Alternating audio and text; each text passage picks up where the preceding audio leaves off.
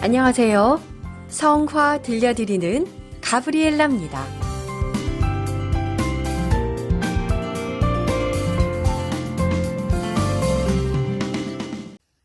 (1월 21일은) 성녀 아네스 동정 순교자 기념일입니다. 축일을 맞은 아네스 자매님께 축일 인사드려요. 축일 축하드립니다. 특별히 오늘은 하나님의 은총이 더욱 가득한 날이 되시기를 바랍니다. 오늘 성화 들려드리는 가브리엘라에서는 성녀 아네스에 대한 성화를 보며 작가와 작품을 들여다보고 아네스 성녀에 대해 함께 묵상하겠습니다. 오늘 성화 들려드리는 가브리엘라에서 볼 성화는 도메니키노가 1620년 캔버스에 유체로 그린 성녀 아네스입니다. 먼저 작가부터 설명해 드릴게요. 볼로냐 출신의 화가 도메니키노는 본명이 도메니코 잠피에리였습니다. 1581년에 태어나 1641년에 돌아가신 화가인데요. 평생 주로 프레스코 벽화 화가이자 판화가로 유명했습니다. 특히 도메니키노는 중요한 풍경 화가이기도 했는데요. 그의 작품 중에 용을 죽이는 성 게오르그라는 작품이 그 좋은 예입니다. 다음에 기회가 되면 이 그림을 소개해 드릴게요. 볼로냐 출신 화가 도메니키노는 안니발레 카라치의 가장 총애받는 제자이자 볼로냐 고전주의 전통을 가장 중요하게 계승한 화가 중에 한 명입니다. 갈바이르트와 로도비코 카라치에게서 수학한 후 1602년 로마로 건너가서 안니발레 카라치 밑에서 일하는 화가 집단에 합류했어요. 그곳에서 그는 매력적이고 부드러운 프레스코화인 유니콘과 소녀를 그리게 돼요. 10년이 지난 뒤 그는 로마의 대표적인 화가로 자리매김하게 됩니다. 1613년부터 산 루이지 데이 프란체시 성당의 성 세실리아 일대기 장면 등을 의뢰받았습니다.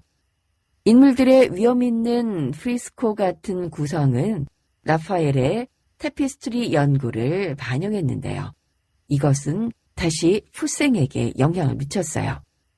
그의 1620년대 주요 작품인 산탄드레아 델라 발레 성당의 펜던티브와 아치형 천장 프레스코화는 이러한 엄격한 고전주의에서 더욱더 풍부한 바로크 양식으로의 전환을 보여줍니다.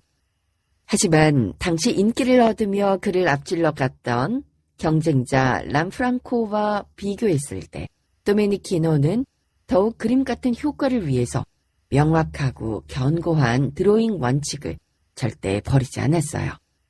1631년 도메니키노는 나폴리로 이주했고 나폴리 대성당 산 젠나로 예배당의 천장 프레스코화에서는 당시 유행하던 바로크 양식에 양보했고 1634년쯤 그는 나폴리에서 현지 화가들의 적대감에 직면하며 잠시 피하기도 했어요. 나중에 돌아오긴 했지만 대성당 작업을 완성하기 전에 사망했습니다. 도메니키노는 거대한 프레스코화 장식 외에도 다른 분야에서도 중요한 인물이었는데요. 특히 안니발레 카라치와 클로드를 잇는 이상적인 풍경화가로서의 면모가 돋보입니다. 그의 풍경화 넉 점이 루브르 박물관에 소장돼 있어요. 도메니키노는 당대 최고의 드로잉 실력을 갖춘 화가 중 한 명이었습니다. 윈저성 왕립도서관에는 그의 뛰어난 드로잉 작품들이 많이 소장돼 있어요. 그는 뛰어난 초상화가이기도 했는데요. 예를 들면 요크 시립미술관에 소장돼 있는 아구치 추기경이라는 작품입니다. 1614년에 그린 그의 작품 성 예로니무스의 마지막 성찬은 역사상 가장 위대한 그림 중에 하나로 여겨지고 있습니다. 작가 소개에 이어서 작품을 보겠습니다. 작품에 대한 자세한 소개를 찾아볼 수는 없지만 전승에 따른 내용을 그림 속에 충실히 반영하려 한 작가의 의도가 돋보이는 작품이에요. 이 작품은 도메니키노가 1620년에 그린 성녀 아네스입니다. 함께 책자의 지면상의 이유로 원본 그림에서 윗부분과 맨 아랫부분이 부분 삭제됐습니다. 화면상으로 보면 그림의 맨 윗부분은 아기 천사의 손 일부분과 왕관만 보이고 있어요.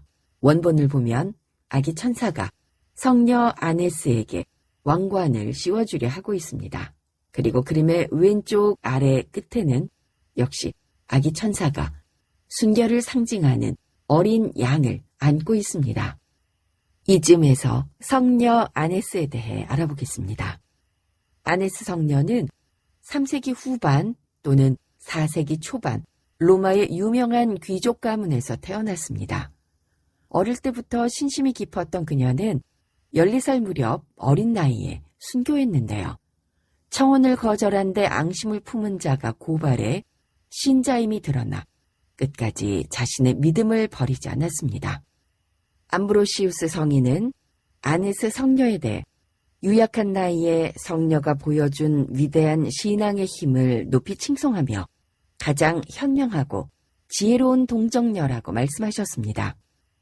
교회는 아네스 성녀를 모진 바퀴 속에서도 신앙을 증언하고자 정결을 지킨 순교자로 기억하고 있는데요.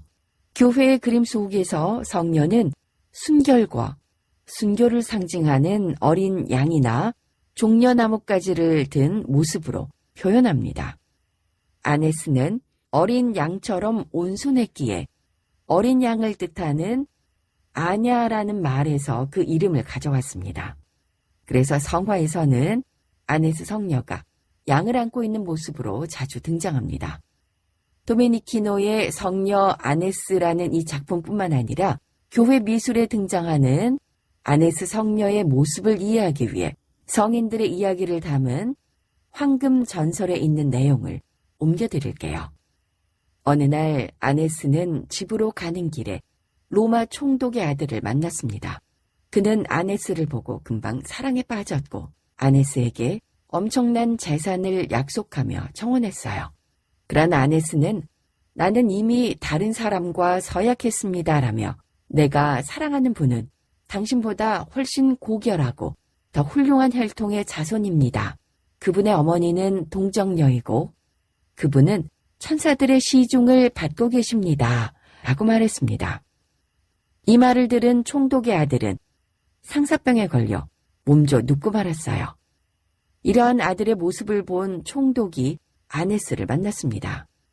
그러고는 결혼을 약속한 사람이 누구인지 캐물었는데요. 아네스는 그리스도입니다. 라고 대답했어요. 그러자 총독은 아네스에게 2개 중 하나를 택하라고 했습니다. 하나는 이교도 신 베스타의 제사를 지내라는 것이고 다른 하나는 매춘부가 되라는 것이었습니다. 이에 아네스는 나는 이교도 신의 제사를 지내지 않을 것이며 또한 나를 매춘부로도 만들 수 없을 것이다 라고 잘라 말했어요. 이 얘기를 들은 총독은 화가 나 아네스의 옷을 벗겨 매춘부들이 사는 매음굴로 들여보냈습니다. 하느님께서는 아네스의 머리카락을 길게 자라게 해 몸 전체를 가려줬어요. 총독의 아들이 매음굴로 아네스를 찾아왔습니다. 그가 아네스를 겁탈하려는 순간 아네스를 둘러싼 성스러운 빛이 그를 집어삼키며 죽여버렸어요. 이 소식을 들은 총독은 아네스에게 달려가 아들을 살아나게 해달라고 애원했습니다. 자식 잃은 아버지의 비통한 모습을 본 아네스가 하느님께 총독의 아들을 살아나게 해달라고 기도하자 그가 살아났습니다. 아네스는 그곳에 모인 사람들에게 하느님의 사랑에 대해 설교했는데요. 이를 본 이교도 제사장은 저 사악한 마녀를 불에 태워 죽여라 하고 외쳤고 이교도들이 아네스를 불 속으로 던져버렸어요. 그런데 불은 이교도들이 모여있는 곳으로 날아가 그들을 죽였습니다. 아네스가 불 속에서도 무사해 보이자 총독의 부하가 칼로 아네스 목을 찔렀습니다. 이렇게 해서 아네스는 13살의 어린 나이에 순교했어요. 며칠 후 아네스의 무덤을 지키던 사람들이 천사들과 함께 있는 아네스를 봤습니다. 아네스는 눈보다 더 흰 어린 양을 안고 있었습니다. 이렇게 현명하고 지혜로운 사람에게 두려움은 용기가 됩니다. 성녀 아네스에 대해 전해오는 많은 전설 가운데에는 신빙성이 없는 것들도 있고 순교 과정도 기록에 따라 차이가 나는데요. 그녀가 어린 나이에 그리스도를 위해 순교해 노멘타나 가도 근처에 안장되었다는 사실은 분명합니다. 성 암브로시오와 교황 성 다마소 1세는 성녀 아네스가 참수형으로 숨을 거뒀다고 하고 프루덴티우스는 화형으로 돌아가셨다고 해요. 다른 전승에서는 교살당한 것으로 되어 있기도 합니다. 성녀 아네스는 로마의 동정 순교자들 가운데 4세기쯤부터 가장 많은 공경을 받았습니다. 많은 교부와 시인들이 성녀 아네스에 대한 찬미가를 불렀고 그녀의 영웅적인 용기와 믿음 그리고 그녀의 동정에 대해 칭송했습니다. 콘스탄티누스 대제의 딸인 콘스탄티아는 358년쯤 성녀 아네스의 묘지 위에 산타 코스탄자 성당을 세워 봉헌했습니다. 시대가 지나면서 성녀 아네스는 순결과 순수함을 추구하는 동정녀의 수호성인이 됐고 6세기쯤부터 예술가들은 그녀의 무죄한 순결을 표현하기 위해 어린 양과 함께 순교를 상징하는 종려나뭇가지를 든 모습으로 주로 그녀를 표현했습니다. 그리고 후대의 교황이 성녀 아네스 축일이 되면 동정과 순교를 상징하는 2마리의 새끼 양을 축복하고 그 양털을 이용해 신임 대주교에게 수여하는 팔리움을 만드는 관습이 생겼습니다. 성녀 아네스는 고대부터 로마 미사 경본 감사기도 제1양식에서 기억하는 7명의 성녀 중 1명으로 공경을 받아왔습니다. 옛 로마 순교록은 1월 21일 목록에서 성녀 아네스가 로마에서 총독 심프로니우스 때에 불 속에 던져지는 순환을 겪었으나 기도로서 불길이 꺼지자 칼에 맞아 순교했다고 전해줬습니다. 또한 어린 나이에도 폭군의 잔인함을 극복하고 순교로서 순결을 봉헌해 많은 나라와 교회에서 칭송받고 있다는 성 예로니모의 증언을 기록했습니다. 지난 2001년 개정 발행돼 2004년 일부를 수정하고 추가한 로마 순교록도 같은 날 목록에서 소녀지만 순교로서 신앙을 증거하고 정결을 지켜냈으며 폭군을 이겨내 사람들 사이에서 큰 존경을 받고 하느님께 더욱 큰 영광을 얻은 동정 순교자 성녀 아네스를 로마에서 기념한다고 기록했습니다. 오늘 성화 들려드리는 가브리엘라의 맺은 말은 영성체 후 기도로 맺고자 합니다. 하느님, 성인들 가운데 복된 아네스에게 동정과 순교의 2 월계관을 함께 씌워주셨으니 저희가 이 성사의 힘으로 모든 악을 용감히 이겨내고 마침내 천상 영광에 이르게 하소서. 우리 주 그리스도를 통하여 비나이다. 아멘.